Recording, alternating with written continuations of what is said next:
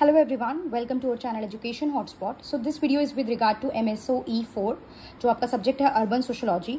Although ये topic मैं आपको कवर करा चुकी हूँ बट एक कंफ्यूजन आपको ना रहे टॉपिक्स में यहाँ पे, इसलिए मैं दोबारा से ये शॉर्ट में आपको एक कंसेप्ट बता रही हूँ।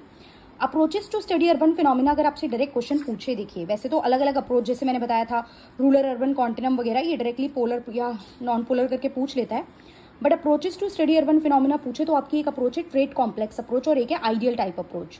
आइडियल टाइप का कंसेप्ट आपको याद होगा अगर फर्स्ट ईयर में आपने पढ़ा हो कि मैक्स वेबर ने दिया है। The concept of ideal type was given by max weber.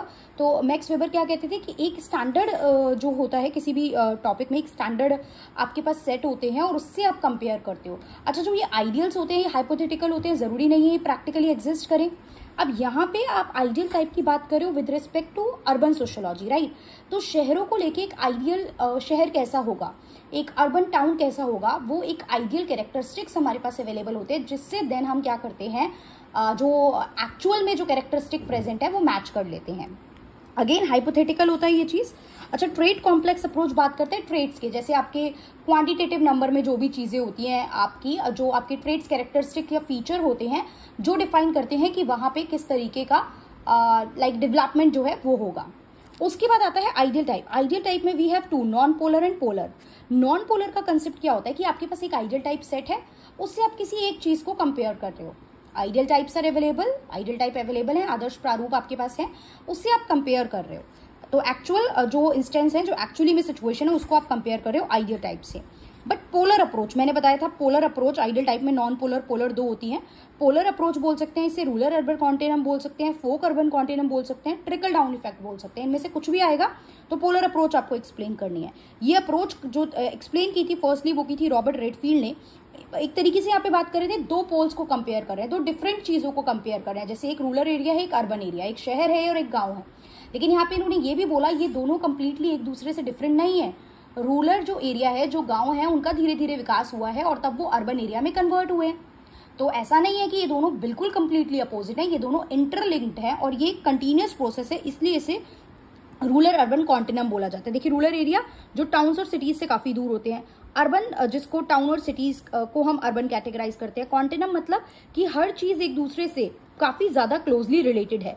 जब रूरल अर्बन कॉन्टिनम हम लिख रहे हैं इसका मतलब रूरल एरिया अर्बन एरिया से लिंक है। किस तरीके से ये एरियाज लिंक है, तो ये एक डायनेमिक इक्विलिब्रियम की बात करता है जहां पे डेवलपमेंट प्रोसेस में रूरल और अर्बन दोनों एरिया के लोग इन्वॉल्व होते हैं, राइट। और ये बात करता है कि ट्रांसफॉर्मेशन जो है कंटिन्यूअस है। डिटेल वीडियो मैंने ऑलरेडी बना रखी है, आई होप आपने देख ली होगी, वो समझ में आ गई होगी।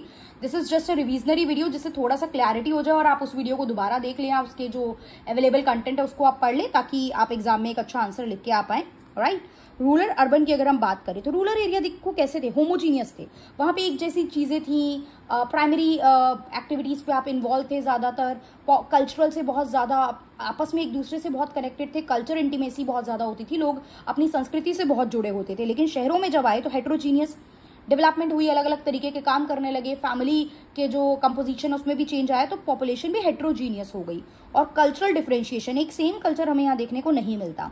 रूरल में जो कंपैरेटिवली कंबाइंड की बात होती थी, जो लोग इकट्ठे रह के काम करते थे, कंबाइंड कलेक्टिव लेवल पे एफर्ट करते थे, वहां अर्बन एरिया में हमें इंडिविजुअलिज्म भी देखने को मिलता है। तो किस तरीके से ये ट्रांसफॉर्मेशन हुआ है, ये रूरल टू अर्बन का ट्रांसफॉर्मेशन की बात जो है वही जो है रॉबर्ट रेडफील्ड इस अप्रोच के थ्रू करना चाहते हैं। और वो कहते हैं कि ये जो एक तरीके से ट्रांसफॉर्मेशन है, ये जो कंसेप्ट है, ये कॉन्टिन्यूअस है। रूरल अर्बन कॉन्टिनम हमें कॉन्टिन्यूटी में देखने को मिलता है, ऐसा नहीं है एक बार कोई चीज हुई एंड देन एंड हो गई। क्लियर। तो ये एक सोशियो इकोनॉमिक, सोशल और इकोनॉमिक लेवल पे इंटरेक्शन है किस किस के बीच में, विलेज और टाउन्स और सिटीज के बीच में। Done. So I hope it is clear, समझ में आया होगा। इनकेस इसमें अभी भी कोई डाउट है तो आप मुझे बता दीजिए। वैसे सिर्फ इससे इतने कंटेंट से काम नहीं चलेगा, आप सोचो, क्योंकि मैं ये वीडियो ऑलरेडी बना चुकी हूँ with the proper content and notes, इसलिए मैं यहाँ पे बहुत शॉर्ट में समझा रही हूँ। बाकी डिटेल वीडियो तो मैं आप लोगों को सजेस्ट करूंगी, जिसने नहीं देखी है वो एक बार प्लीज देख लेंगे। Okay, so that's all, thank you everyone.